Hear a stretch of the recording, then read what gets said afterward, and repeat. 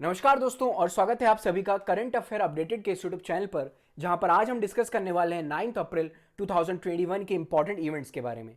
चलिए लेक्चर की शुरुआत करते हैं और सबसे पहले देख लेते हैं कि आज हमें कौन कौन से इंपॉर्टेंट टॉपिक्स को कवर करना है।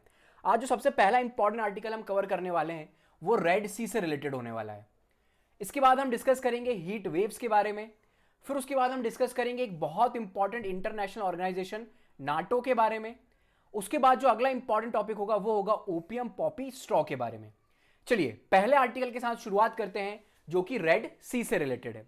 रिसेंटली क्या हुआ है, ईरान का एक शिप था, उसके ऊपर अटैक किया गया है। किसके द्वारा? इजराइल के द्वारा। ठीक है, यह अटैक एक इंपॉर्टेंट इवेंट अभी होने वाला है वियना में, जहां पर जो ईरान न्यूक्लियर डील थी उसको दोबारा से रीनेगोशिएट किया जाएगा। उससे पहले यह अटैक किया गया है। ठीक है,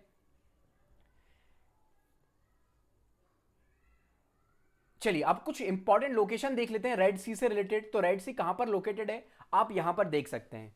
देखिए ये वाला जो एरिया है ये एशिया का एरिया है और यहां पर ये अफ्रीका है। ठीक है, एशिया कॉन्टिनेंट को अफ्रीकन कॉन्टिनेंट से डिवाइड करती है बीच में ये जो सी है, इसे रेड सी बोला जाता है।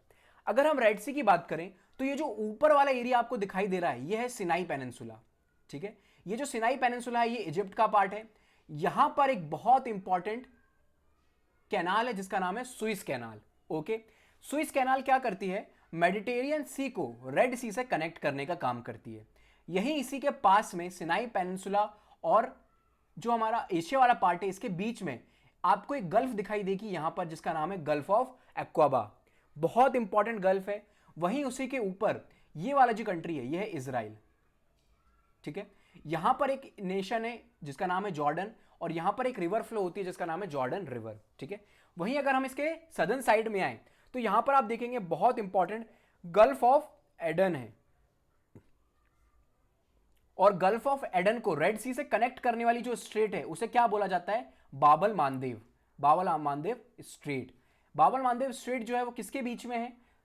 तो आप ये मुझे कमेंट बॉक्स में आंसर बताइएगा कि कौन सी दो कंट्री लैंडमास जो है उसको सेपरेट करने का काम बाबल मानदेव करती है। ठीक है, मैप में आप देखेंगे आपको बहुत इजीली दिखाई देगा। ठीक है, चलिए वापस से आते हैं। रेड सी के बारे में हम डिस्कस कर रहे थे। सबसे पहले इसके फॉर्मेशन के बारे में डिस्कस कर लेते हैं कि रेड सी का जो फॉर्मेशन है वो कैसे हुआ है। देखिए रेड सी जो है इसे नेसेंट सी भी बोला जाता है। नेसेंट सी यानी कि अभी अभी इस सी का जन्म हुआ है। ठीक है, एक्चुअली में जो रेड सी है इसका फॉर्मेशन हुआ कॉन्टिनेंटल कॉन्टिनेंटल डाइवर्जेंस के कारण। पहले ये वाला जो पूरा लैंडमास था ये क्या हुआ करता था, एक दूसरे से अटैच था। फिर धीरे धीरे जो प्लेट का मूवमेंट है उसके कारण इनके बीच में एक ड्रिफ्ट क्रिएट हुआ, रिफ्ट वैली बनी। फिर ये जो ड्रिफ्ट है वो कंटिन्यूअसली इंक्रीज होता गया और आज वो क्या बन गया है, आज वो रेड सी बन गया है। ठीक है, तो इस तरह से रेड सी का फॉर्मेशन हुआ है। अगला इंपॉर्टेंट पॉइंट, यहां पर जो डाइवर्सिटी है, बायोडाइवर्सिटी है रेड सी की, वो काफी यूनिक है। ठीक है, यहां पर हमें मल्टीपल स्पीशीज देखने को मिलती हैं। सी टर्टल्स वगैरह यहां पर देखने को मिलते हैं, दुगाउंस यहां पर देखने को मिलती है, डॉल्फिन्स यहां पर देखने को मिलेंगी और बहुत सारी एंडेमिक फिश की स्पीशीज भी हमें इसी रीजन में देखने को मिलती हैं। ओके, अगला इंपॉर्टेंट पॉइंट, रेड सी को रेड सी क्यों कहा जाता है? तो देखिए अब इसके पीछे ना दो थ्योरीज हैं। जो सबसे ज्यादा एक्सेप्टेड थ्योरी है वो है यहां पर पाए जाने वाली एक एल्गाई के कारण जिसका कलर रेड होता है। उस एल्गाई का नाम क्या है? तो त्रिचोदेजम एरिथेरियम। ठीक है, ये एक एल्गाई है जिसका कलर रेड होता है, इसी कारण इस सी को भी रेड सी बोला जाता है। दूसरी थ्योरी ये मानती है कि जो रेड है वो किसको बताता है? तो वो साउथ को बताता है। ठीक है, यानी कि रेड का क्या मतलब हुआ? साउथ सी। वैसे ही जो हमारी ब्लैक सी है वहां पर जो ब्लैक है वो नॉर्थ को बताता है, यानी कि ब्लैक सी क्या हुई हमारी? नॉर्थ सी हुई। तो एक ये थ्योरी भी है, लेकिन जो फर्स्ट वाली थ्योरी है ये ज्यादा एक्सेप्टेबल है। ओके, चलिए इसके बाद जो joint comprehensive plan of action है यानी कि ईरान न्यूक्लियर डील है उसके बारे में डिस्कस कर लेते हैं। देखिए ये जो डील है ये साइन हुई थी 2015 में। ओके, किन कंट्रीज के बीच में साइन हुई थी? तो ऑब्वियसली ईरान के बीच में और P+1 कंट्रीज के बीच में। यहां पर P+1 का मतलब है आपके 5 परमानेंट मेंबर्स +1। ओके, तो कौन कौन सी कंट्रीज हैं? USA, UK, France, China and Russia. +1 में है आपकी जर्मनी। तो ये टोटल 6 कंट्रीज थी। इन्होंने एक डील साइन की थी ईरान के साथ। ठीक है, यहां पर क्या किया गया था? ईरान को कुछ परमिशन दी गई थी, आप न्यूक्लियर एनर्जी को प्रोड्यूस कर सकते हो एक लिमिटेड लेवल पर, सिर्फ और सिर्फ न्यूक्लियर एनर्जी के तौर पर। आप उन न्यूक्लियर एनर्जी का वेपन्स के लिए यूज नहीं कर सकते, ठीक है। तो थोड़ी सी ढील वगैरह दी गई थी। टेंशंस जो है over Iran effort to develop nuclear weapons, उनको इस डील ने क्या किया था, थोड़ा सा कम किया था। लेकिन फिर 2018 में क्या होता है, यूएसए जो है वो इस डील से बाहर आ जाता है, ओके। और अपनी जो भी एलाइड कंट्रीज थी, यूएसए उनको भी फोर्स करता है कि आप भी क्या करें, इस डील से बाहर आ जाएं, वरना आपके ऊपर सैंक्शंस वगैरह लगाए जाएंगे, ठीक है। काफी ज्यादा न्यूज में रहता है। लेकिन अब दोबारा से जो वहां के नए प्रेसिडेंट बने हैं जो बाइडन, वो चाहते हैं कि दोबारा से इस डील पर साइन किया जाए, ओके। तो रीनेगोशिएशंस वगैरह भी स्टार्ट होने वाले हैं इस डील से रिलेटेड। चलिए आगे बढ़ते हैं और एक और अगला इंपॉर्टेंट आर्टिकल डिस्कस करते हैं जो कि रिलेटेड है हीट वेव्स के बारे में। हीट वेव्स क्या होती हैं? देखिए, जो हमारा कंटिन्यूअसली टेम्परेचर इंक्रीज होता है उसे ही हीट वेव्स कहा जाता है। जब एक्सट्रीम टेम्परेचर पहुंच जाता है तब हम कहते हैं कि अब हीट वेव्स की जो कंडीशंस है वो आ चुकी है। अभी रिसेंटली क्या कंटेस्ट है, इंडियन मेट्रोलॉजिकल डिपार्टमेंट जो है, आईएमडी जो है, इसका आप मुझे हेडक्वार्टर बताइए कि इस डिपार्टमेंट का हेडक्वार्टर कहां पर सिचुएटेड है, ठीक है। ये भी आपके लिए एक होमवर्क है। उसके बाद फिर अगला इंपॉर्टेंट पॉइंट हम जो डिस्कस कर रहे थे इसका कंटेस्ट के बारे में, कि आईएमडी ने अभी रिसेंटली क्या बोला है कि हीट वेव्स की कंडीशंस जो हैं वो हमें देखने को मिल सकती हैं राजस्थान, विदर्भ और तमिलनाडु वाले रीजन में, ओके। क्या मतलब होता है हीट वेव्स का? यानी कि जब टेम्परेचर जो है 40 डिग्री सेल्सियस से ज्यादा हो जाता है तब हम बोलते हैं वहां पर हीट वेव्स की कंडीशंस क्रिएट हो चुकी हैं, ओके। इसके पीछे क्या रीजंस होते हैं? तो देखिए, बहुत बेसिक रीजंस है। सबसे पहले तो ट्री का जो कवर है उसका डिक्रीज होना, ठीक है, ये भी एक रीजन है जिसके कारण हीट वेव्स हमें देखने को मिलती है।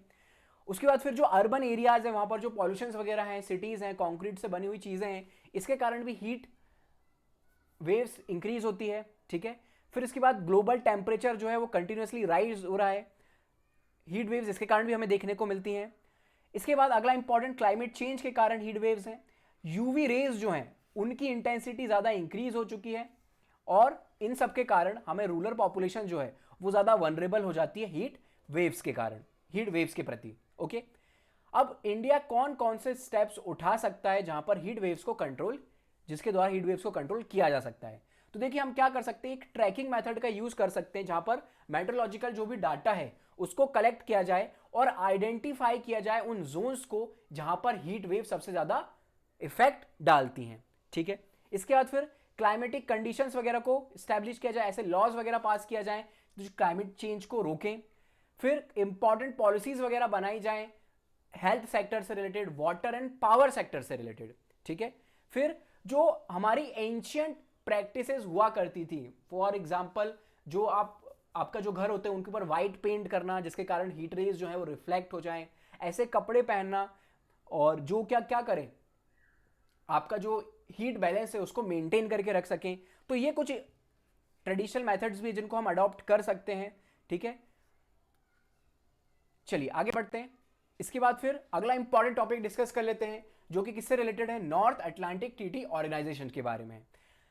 नाटो से रिलेटेड कंटेस्ट ये है कि रिसेंटली एक कंट्री है जिसका नाम है यूक्रेन। यूक्रेनियन जो प्रेसिडेंट हैं वोलोडिमिर जेलेंस्की, उन्होंने क्या किया है, जो नाटो से वो चाहते हैं कि उनकी जो कंट्री यूक्रेन वो मेंबर बन जाए नाटो का। इसी कारण उन्होंने नाटो से रिक्वेस्ट की है कि जो प्रोसीजर है उसको थोड़ा सा बूस्ट किया जाए, ओके। अब यूक्रेन जो है वो नाटो का मेंबर क्यों बनना चाहता है? देखिए, यूक्रेन और रशिया के बीच में जो है वो कॉन्फ्लिक्ट वगैरह हमें देखने को मिल जाते हैं। एक पार्ट हुआ करता था यूक्रेन का ही, क्रीमिया पेनिनसुला जो है, इसको एनेक्स कर लिया गया था रशिया के द्वारा 2014 में, ठीक है। तब से ही इन दोनों की जो रिलेशन है वो काफी ज्यादा खराब है, यूक्रेन और रशिया के। तो रशिया क्या चाहता है, यूक्रेन क्या चाहता है, वो रशिया को काउंटर करना चाहता है, इसीलिए वो नाटो ऑर्गेनाइजेशन को ज्वाइन करना चाहता है। अब नाटो ऑर्गेनाइजेशन है क्या? देखिए, नाटो का फुल फॉर्म होता है नॉर्थ अटलांटिक ट्रीटी ऑर्गेनाइजेशन। ये एक इंटर गवर्नमेंटल मिलिट्री अलायंस है, ओके। इसका जो हेडक्वार्टर है वो कहां पर हमें देखने को मिलता है, तो ब्रुसेल बेल्जियम में इसका हेडक्वार्टर है। कब इसको स्टैब्लिश किया गया था, तो 4 अप्रैल 1949 को इसको स्टैब्लिश किया गया था एक वॉशिंगटन ट्रीटी के द्वारा, ठीक है। इसका एक और हेडक्वार्टर है एलाइड कमांड ऑपरेशन, कहां पर, मूस बेल्जियम में, ठीक है। अब सिग्निफिकेंस क्या है, तो देखिए नाटो में क्या है, ये एक मिलिट्री ऑर्गेनाइजेशन है, यानी कि इसके जो भी मेंबर हैं, अगर उनमें से किसी भी मेंबर के ऊपर अटैक होता है तो ये सारी कंट्रीज क्या करेंगी, उस कंट्री को डिफेंड करेंगी, ठीक है, उस कंट्री के साइड से पार्टिसिपेट करेंगी। फॉर एग्जांपल मैं आपको बताऊं, अगर यूक्रेन इसका मेंबर बन जाता है नाटो का, अगर अब दोबारा से रशिया क्या करता है, यूक्रेन के ऊपर अटैक करता है, तो नाटो के जितने भी मेंबर है, यूएसए वगैरह, ठीक है, जापान वगैरह, वो सारे क्या करेंगे, रशिया के अगेंस्ट वॉर करेंगे, ठीक है। कंपोजिशन की अगर हम बात करें तो जब इसको बनाया गया था तब इसमें 12 कंट्रीज थी, अब टोटल नंबर 13 हो चुका है। रिसेंटली जिस कंट्री ने नाटो को ज्वाइन किया है वो है नॉर्थ मैसिडोनिया, ठीक है। कब ज्वाइन किया था, तो 2020 में नॉर्थ मैसिडोनिया ने नाटो का मेंबरशिप ले ली थी, ठीक है। चलिए इसके बाद फिर ऑब्जेक्टिव क्या है, सबसे पहले तो पॉलिटिकल ऑब्जेक्टिव, पॉलिटिकल स्टेबिलिटी जो है वो बनी रहे, डेमोक्रेटिक प्रिंसिपल्स को ये फॉलो करता है। मिलिट्री ऑर्गेनाइजेशन में बता चुका हूं आपको, अगर कोई भी अटैक करेगा तो सारी कंट्रीज उनकी तरफ से पार्टिसिपेट करेंगी।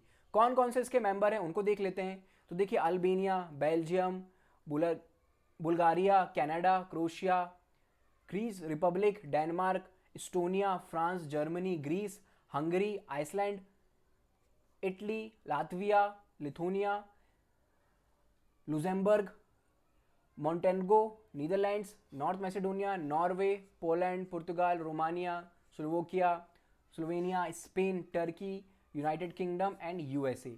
ये कंट्रीज जो हैं वो इसकी मेंबर्स हैं, ओके।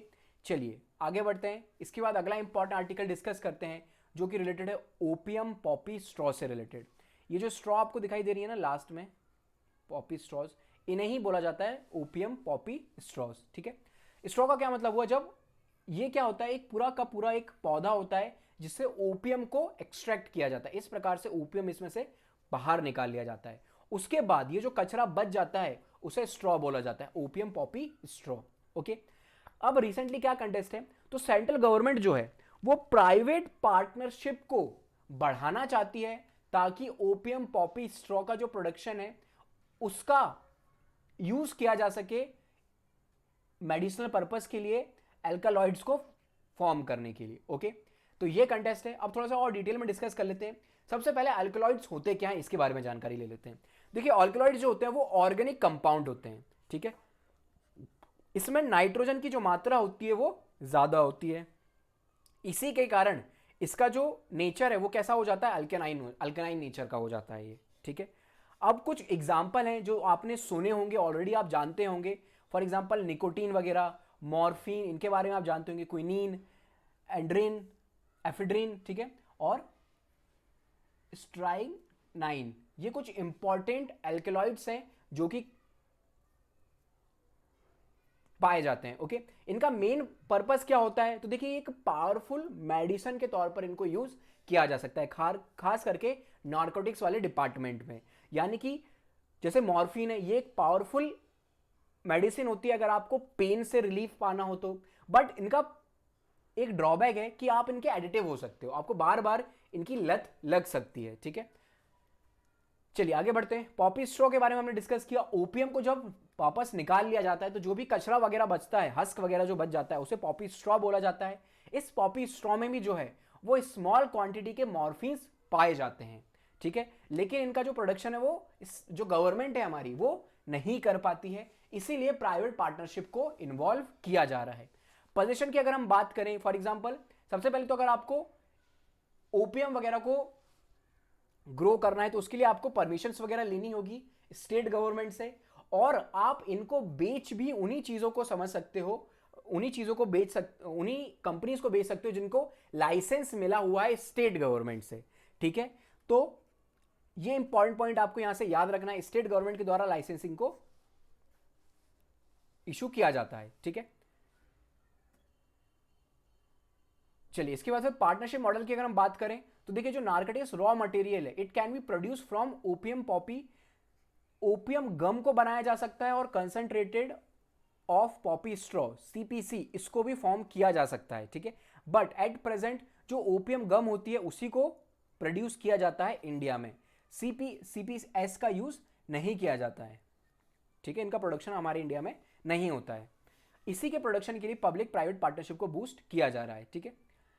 चलिए, ओपीएम कल्टीवेशन की अगर हम बात करें तो मैं आपके उसके बारे में बता चुका हूं, narcotics drugs and psychotropic substance act 1985 इस एंड नार्कोटिक्स ड्रग, इसके द्वारा ही जो ओपीएम का कल्टीवेशन है वो किया जाता है और पूरी तरह से सेंट्रल गवर्नमेंट जो है वो इसके लिए रिस्पॉन्सिबल होती है। स्टेट गवर्नमेंट लाइसेंसिंग वगैरह प्रोवाइड करती है और ओपीएम का जो भी मैन्युफैक्चरिंग वगैरह होती है, मेडिसिन वगैरह होती है, उससे डील करने का काम सेंट्रल गवर्नमेंट का होता है, ठीक है। मेनली जो पर्पस है ओपीएम कल्टीवेशन का वो किसके लिए किया जाता है, मेडिसिनल पर्पस के लिए किया जाता है, ओके। कौन कौन से स्टेट हैं जहां पर ओपीएम का प्रोडक्शन होता है, तो मध्य प्रदेश, राजस्थान और उत्तर प्रदेश, इन्हीं 3 स्टेट्स में बस ओपीएम का प्रोडक्शन हमें देखने को मिलता है और किसी स्टेट में नहीं होता है। खास करके एमपी में मंदसौर डिस्ट्रिक्ट जो है, चित्तगढ़, झालावाड़ डिस्ट्रिक्ट ऑफ राजस्थान, ठीक है, ये कितना 80% एरिया कंट्रीब्यूट करते हैं कल्टीवेशन अंडर ओपीएम, ओके। चलिए, यूज वगैरह इनका मेडिसिनल पर्पस के लिए ज्यादा किया जाता है, होम्योपैथी, आयुर्वेदिक, यूनानी सिस्टम जो है वहां पर इनका यूज हमें ज्यादा देखने को मिलता है। सो गाइस, ये थे आज के हमारे सभी इंपॉर्टेंट आर्टिकल्स का डिस्कशन। उम्मीद है आपको पसंद आए होंगे। If you like this video please hit the like button and subscribe our channel. Thank you so much for the discussion. Have a good day.